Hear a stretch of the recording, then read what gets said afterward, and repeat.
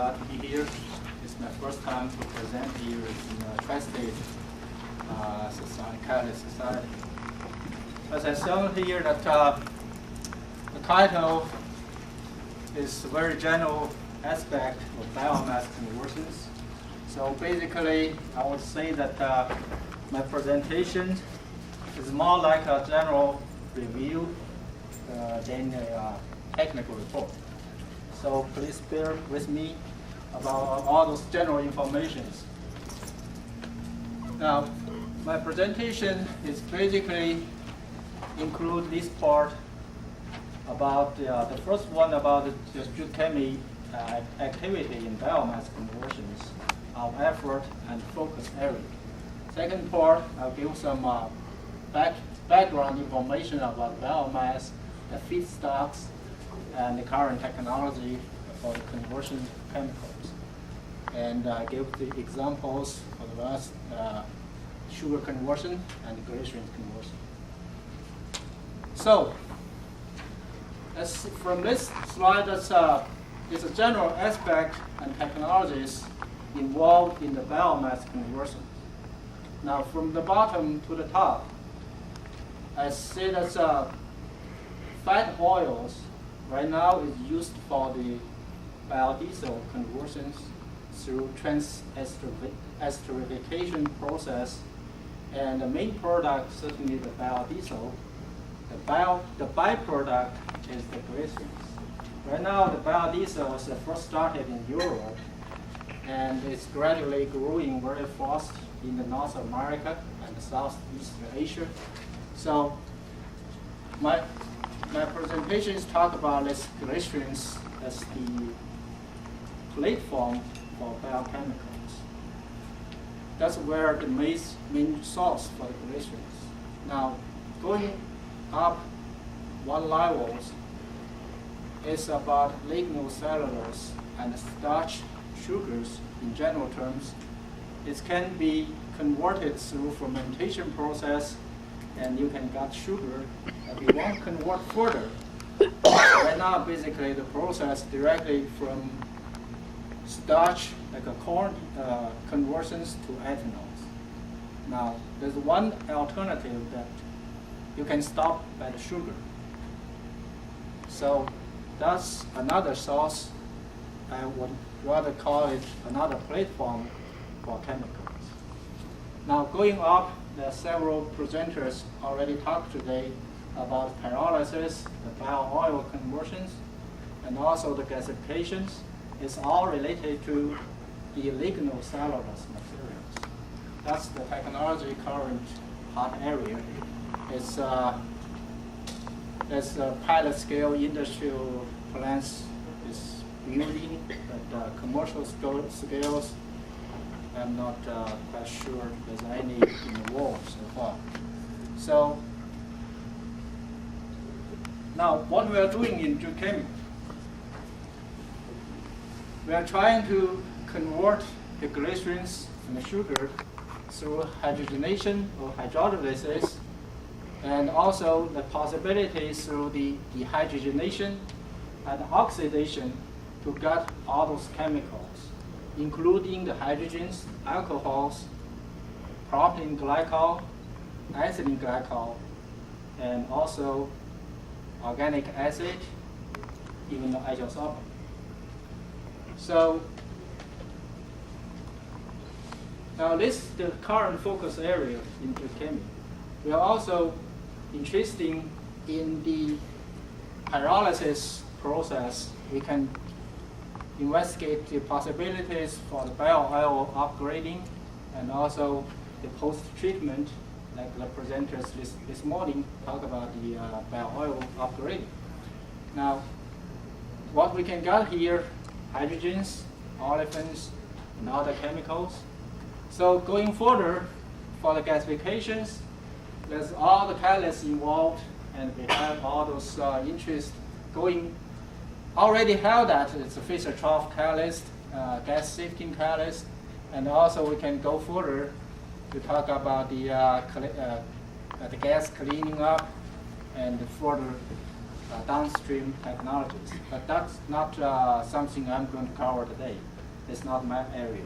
So anyway, I just put a question mark here, because I'm assumed that everybody knows the biotechnology is the focus for the lignocellulose or starch conversions.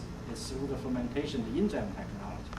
Now, our traditional guys, the catalyst guy, how are we going to cut into this area? Now, there's one question mark here. It's about this fermentation process, even from sugar, from the corn. The current biotechnology that's only use 60% of solid. There are also the 40% solid left from the process. How are you going to use that? And why people need to use the traditional technologies further use these cells? It's a good question, and it was further investigation. There's another area that's for here. Currently, the transesterification to make the biodiesel is through the homogeneous catalyst. Now, there's a trend that to use the heterogeneous to replace the homogeneous, which has the advantage to produce more pure glycerins. And that's something we already work on. Zishan has more. If you got any questions, ask the Zishan, not me. So now, why the biomass? Is the biomass really competitive? And if you simply look those prices, it does not give too much information from here. But if you look the price by the energy content, we use the cellulose crops, is really have some cheap on the energy basically. So this can only give you very general ideas, like the coals, it looks really cheap. And if you put to capture the carbon dioxide, it's going to increase a lot for the total cost. So that's something you really need to think about. Now, for the material itself, we look, the cellulose crop is really looks better than anything else. The main question right now is the treatment technology. So the price cost, processing it for each biostock stuff, how are you going to decrease the processing cost is something everybody working on. Now, why the sugars and glycerins? I already mentioned in the previous slide that the sugar can act as a platform, and where the sugar comes from. Now, the sugar certainly can come from those sugar crops, like the sugar cane, sugar beets. The Brazilian story to produce the ethanol from sugar cane is a successful story, and it set a good example for the whole world to pursue the bioethanol. Now, other countries like China, they identify this sweet sorghum as the major sugar crop. So it's all depends on the regions, the climate, how you're going to set up your own target. Now, so sugar, one source is from those sugar crops. Another main source is from the starch fermentation. So you always can convert this corn starch to make sugar. Now, the final one is right now, you know the DOE or the U.S. Department of Agriculture, they're all working on those lignocellulose conversions. They can directly go to the ethanol. They can also go by a two-step process to make sugar. Now, glycerins, where does glycerin come from? Certainly the glycerin comes from the biodiesel industry. Whether it's sustainable, right now you see the canola oil and soybean oil is the major source for the biodiesel. Now, is this sustainable? It's very doubt. It's a question mark. So what's the future? Whether this is going to be a sustainable industry of the biodiesel, it all depends the long-term resource. Where that resource come from is a trough is possible source for the future oil crops. And some talks about oil algae is more talks than reality, because it's really a lot of questions on that. Whether it's need more fertilizer or need a greenhouse to produce this one is something need to be investigated. But anyway, if even this biodiesel industry cannot sustain at the current levels, we still can get glycerin from sugar. How we get that is going to be the sugar platform. If you got enough sugars, you still can get glycerin. How we got here? I use this glucose as an example of sugar. So we can hydrogenate to get sorbitol. You can further crack it, hydrogenolysis. You got ethylene glycols, PG, propylene glycols. You can also have glycerin. This is the three major products we can get from sugar cracking. This is the minor product, alcohols. So that's why I'm saying that even the biodiesel cannot sustainable, we still can get glycerin from sugar. So what we can get from sugar other than this? We can get acyl sulfide by removing two waters from the sorbitol. And we can also get those ethanol by directly cracking it. So there's some other discussions about that 1,3 propylene glycols. That's I put it here. There's a possibility to get it from by chemical process. But right now, the industry is already producing it through the fermentation process. So you want to go further, you can, from the ethanol, you get the ethylenes. And you can further, from here, glycerins go to propylene by dehydration. That's all the possibilities. But right now, we have the technology, right, the catalyst and process to get these products from this area, include acyl sulfide. So it's basically, if you're going down that directions with the arrows, you have more, it's more difficult and has more difficult to make, but each chemicals got high values. So let's some experiment data in our lab, basically showing how we can convert this sorbitol to polyols. This has the products, this glycerins, and this ethylene glycol, PG propylene glycol. This is the glycerins conversion curve. So it's only one data. We're showing that we do have this as the three major products. There's some minor products that are not listed here. And this is another catalyst. You see that's the different activities and different products, conversions, change, curve change. So what we can see here, the sorbitol follows, looks like following the first order reactions, and the C3, C4 breakage, there seems some major reactions for this catalyst. I'm not saying that this is the only reaction mechanism. It all depends the reaction condition and the catalyst you choose. So I'm just showing that this is a first order reaction for the sorbitol, and for the glycerins that can go further, it looks like an intermediate product from the whole reaction. Now, selectivity, I'm showing that this basically you can adjust, depends on what you want. The major product can be between this 3 and 40%. You have the minor products, all those butanediol, propanols, together is less than 10%. So let's talk briefly about this sorbitol to acyl sulfide. You see, basically, you lose 2 water from the sorbitol molecules, you got acyl sulfide. And we have the this preliminary data showing here, you see the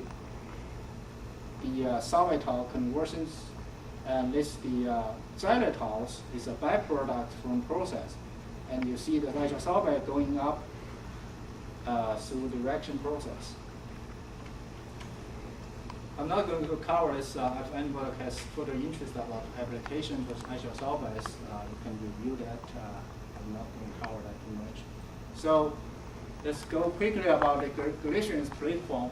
From glycerins, you go further. Basically, by hydrogenolysis, you lose one hydroxyl, and then you got this product: propylene glycols, ethylene glycols. You can also have some ethanols as the main product, and the minor product like the ethanols and the butadienes. So this is hydrogenolysis process, and then you can also, by dehydrogenations, you produce all those products, and these two, you can go further for the downstream process, make polymers. Now that's the traditional technologies to convert glycerins through the acrylines to make that isopropylene glycol, 1,3-propylene glycol. That's a traditional technology. It's patented maybe 30 years ago, I believe. But right now, it's because of the selectivity issue, not many people really using this process this way. So basically, this slide is showing all the possibilities. What you can get from glycerins as a platform, and what possible chemicals you can have from there. Now, glycerins, propylene glycol, we have the data showing that's different catalysts, and you have different selectivities. It's only give you a general idea. I cannot go too much details. So, major product for the glycerins conversions is the propylene glycol, and we can achieve high conversions and high selectivities.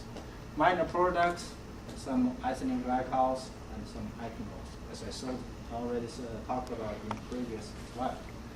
So, lifetime test, this shows 500 hours test for catalyst.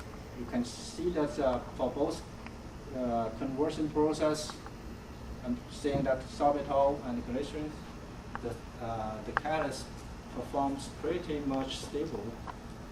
We have longer tests I did not show here. We have 1,000 hours test with similar results.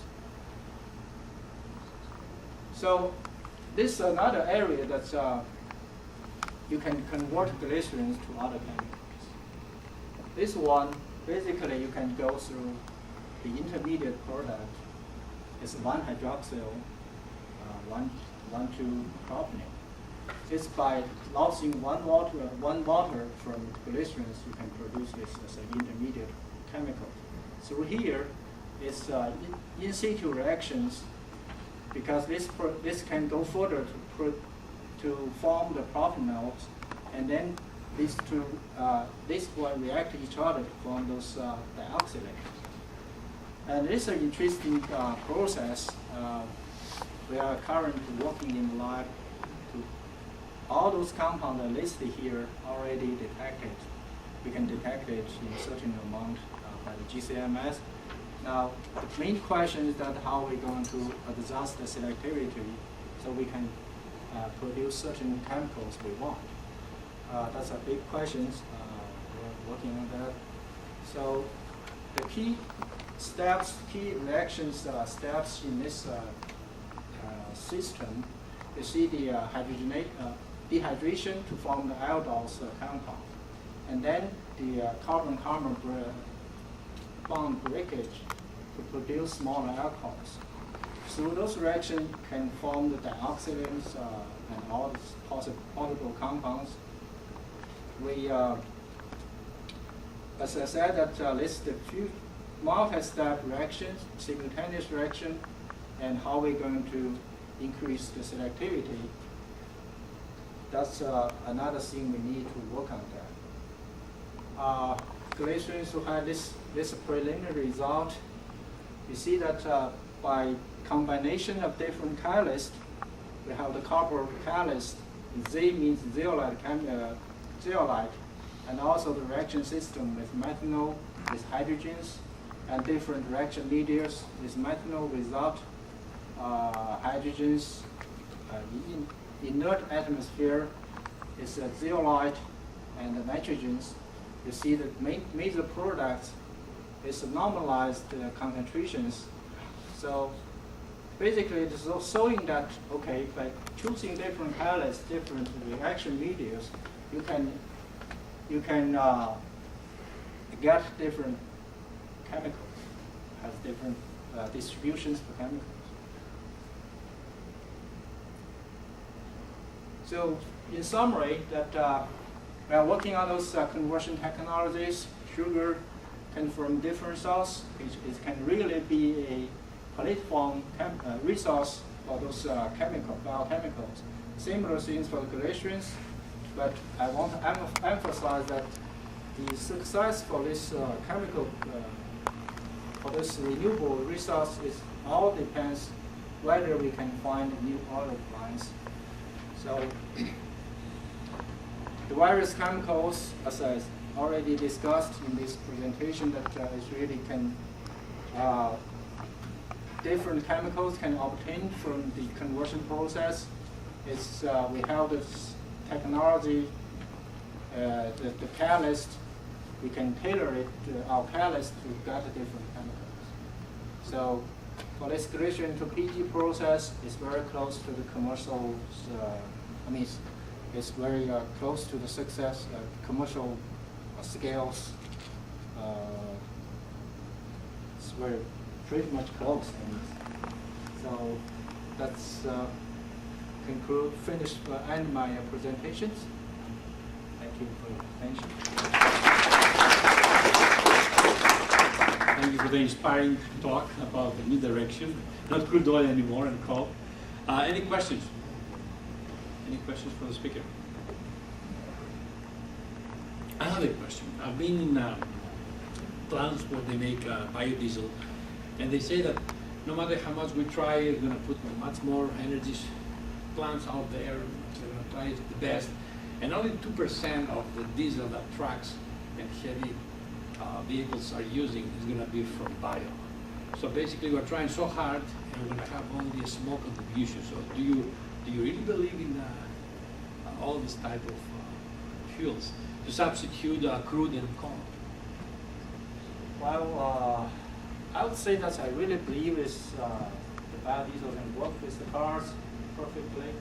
Not only the 2%, it can work more than that, 5%. No, I didn't say 2% blending. I said 2% of the consumption of diesel in the U.S. will be coming from biodiesel. No, the mixture is going to be more. It's going to be 10 or 15% biodiesel. The rest will be regular diesel. So I'm trying to be a little bit. I'm trying to give you a hard time, basically. if we can't believe that bio will help the crisis, the energy crisis. And I always like to think a highway in Los Angeles or in France or Autobahn in Germany, where you have millions of cars and trucks running, and we have to provide fuel for all. Well, I don't think, personally, I don't think that the biodiesel really can make a large portion of the transportation fuels, but contribute to its target.